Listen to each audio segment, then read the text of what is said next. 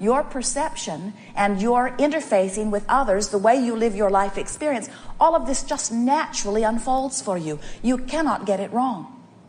What we desire for you is that you relax and enjoy and savor. We would like to find your emotional range, primarily in the range somewhere between passion and peacefulness.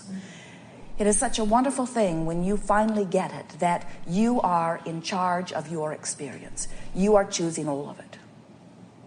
In fact, you're the only one who chooses, because no one else can vibrate within you. Now, it's true that as you observe others, or as you observe circumstances, that your observation of them activates a vibration within you. So sometimes it feels to you like it's somebody else's fault that you feel like you feel. Because if it weren't for their behavior that you were observing, you might feel better. And so we hear from many of you, sometimes you say it, often you just think it, somebody should do something about this. And what you almost always mean when you say that is somebody else. Somebody else should do something about this. Somebody should smooth my path, or somebody should behave differently, because I don't like my reaction. I don't like the way I'm reacting, so they should do something different so that I could have a different reaction. And we say, good luck on that one. Because you would have to organize so many people in order for your life to go well. And we've noticed you can't even organize those who live in your house. Somehow they understand it's not their job. And so we propose that you get a handle on your own vibration, and that when you have that impulse that somebody should do something about something, that you come right around to saying, smiling, laughing, playing with yourself, somebody should do something about that, and that's me. And that which you are wanting to do is come back into harmony with who you are. In other words, there are so many things that you could give your attention to that are upsetting to you. Things that you have lived, things that you are living, things that you worry that you might live, things that others are living. There's stuff happening that you do not want to happen, that you do not want to live. But if you believe that the stuff that happens has to stop happening before you can feel better, then you're not ever going to feel better.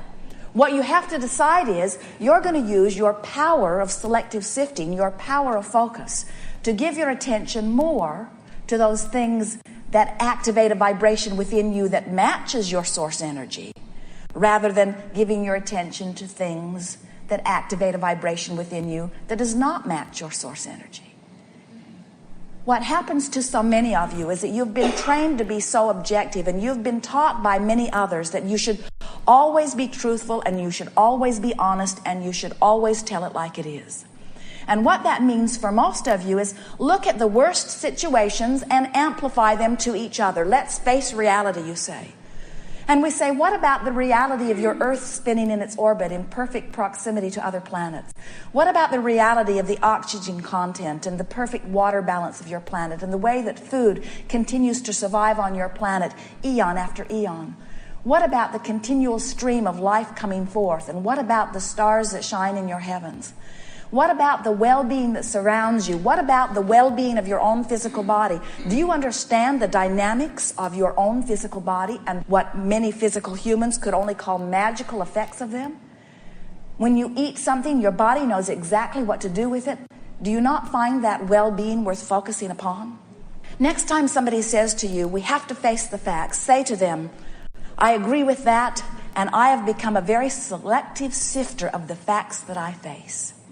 Because I have discovered that when I have given my attention to something, it activates a vibration within me that allows or disallows the source energy that I'm summoning through the power of my desire. Did you hear how powerful that is? You wade through the contrast. The contrast helps you to conclude a desire before you can even speak it in words. You are emanating a vibrational asking, which is always answered.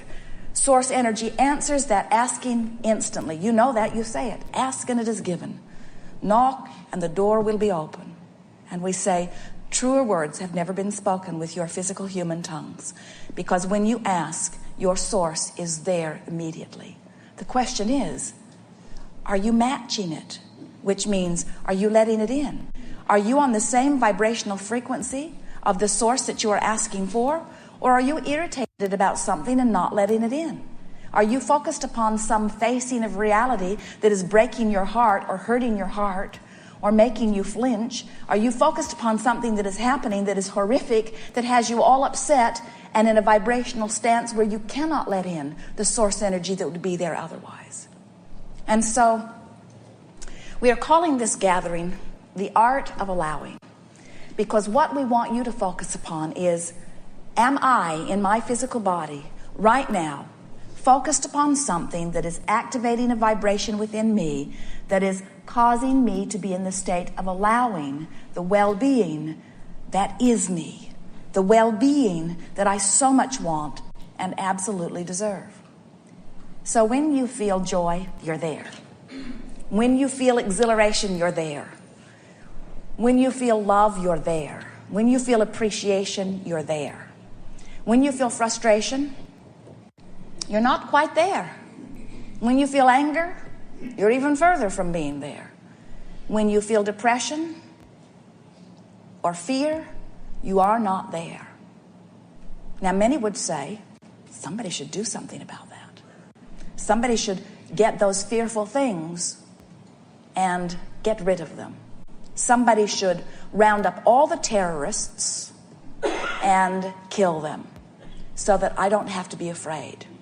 And somebody should round up all of the diseases and snuff them out so that I don't have to be afraid.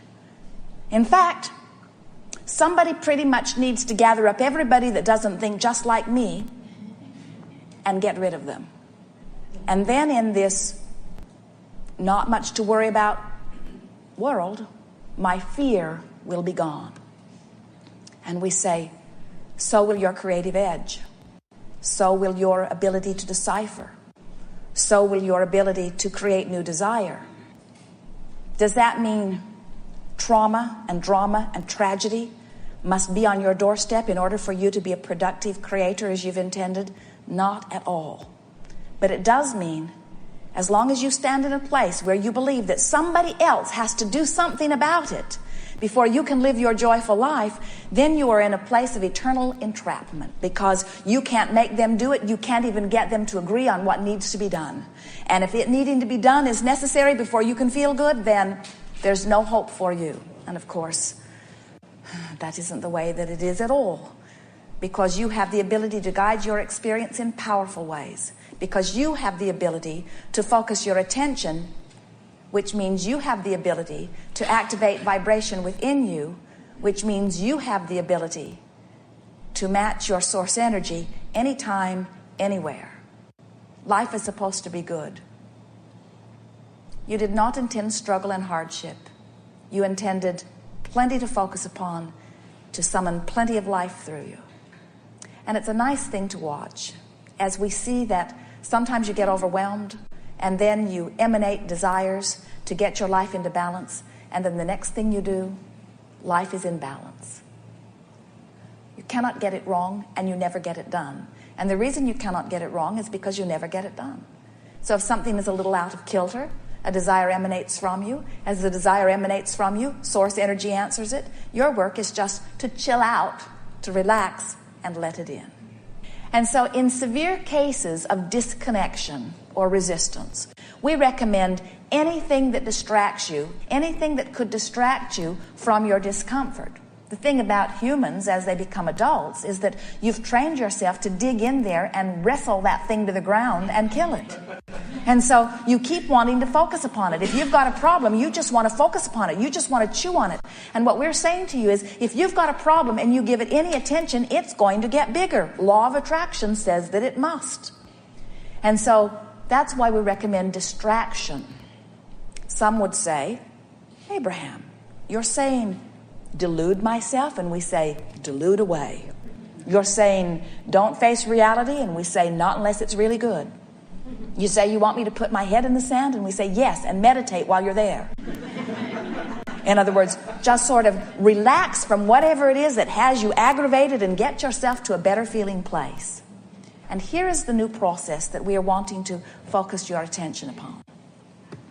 We're calling it virtual reality. And what it is a process where just like you were writing a screenplay where you're the director. You get to choose everything about this moment in time. So you might say, all right, where is it going to be? Where does this scene take place? And we would encourage that you choose some place that feels good to you. You could choose any place that feels pleasant to you when you think about it. So you pick a place and then you say, what time of day is it? Is it morning? Is it night? Is the sun just coming up? Is the sun just going down? Choose something that feels good to you. And now you say, who's here? And you say, I am, of course. Who else is there? Now, no one else needs to be there, but someone else can be there if you like. And then you say, what kind of moods are we in? Now, we want to remind you, this is your virtual reality. And the whole purpose of this virtual reality is to cause you to activate vibrations within you that put you in the place of allowing well-being. So, you wouldn't create a virtual reality where you're building a new house and build it with a leaky roof and then bring repair people into your virtual reality to fix the leaking roof. In your virtual reality, you can make it just the way you want it to be. And the reason that we are giving this to you at the outset here is because there is a tendency to have something in your life that is not going well. And then say, okay, Abraham told me about this new virtual reality. I'll go there and I'll fix it. The problem with that is that you take the vibration of what's going wrong into your virtual reality. So it doesn't work as the tool that you're really wanting it to be. This is only a tool to get you to vibrate in a place to let the well-being in, because the well-being wants in. In other words, there is no reason that well-being is not pouring into your experience in precise detail to all of the things that you've identified that you want. Other than that, you are in a bad mood, or you're angry about something, or you're worried about something. And so what this exercise of virtual reality is about is to train you into a fluffier vibration, to train you into a lighter vibration. It's sort of like working a muscle. The more you do it, the better it works for you. You're just wanting to train yourself in to feeling better more of the time. We would encourage that you play the game when you're driving or standing in line or lying in your bed, or even set time aside to do it, because there is nothing more important than that you feel good. And there is nothing wrong with creating images that cause you to feel good. In fact, it's the most wonderful tool that we can think of, because as you create these scenarios that make you feel good, what happens is, more of the day, as you practice it, you have activated a vibration that does feel good, and then law of attraction matches that vibration. Good. You get a sense of it. We are eager to talk with you about anything that is important to you. We see our value to you, not in rehearsing with you the trauma that you have lived, but instead celebrating with you the trauma that you have lived that has brought you to this new, fresh, clear, crisp desire. And then together, we will create some virtual realities that cause you to vibrate in harmony with your desire. When you are a vibrational match to what you want, it has to be your experience. And the fun thing about lining up your energy first is that you feel better even before the manifestation takes place. Most physical beings think that creating is about manifesting. And it is to some degree. But what creating really is about creating an atmosphere, a vibrational atmosphere for yourself, where you then do not get in the way of the well-being that is making its way to you. Somehow, many of you have been convinced that you're unworthy beings here to earn worthiness. And that's so backwards, and it causes such a misalignment of your energies, because in your admission of your imperfection, and in your disgust at having gotten it wrong, and in your determination to get it right, you're not in the receiving mode. So you keep goosing up your wanting and not letting it in, and then beating up on yourself, and then you say, I guess they're right. I must be bad, or I must be unworthy, and we say, all you are is not a match to your own desire.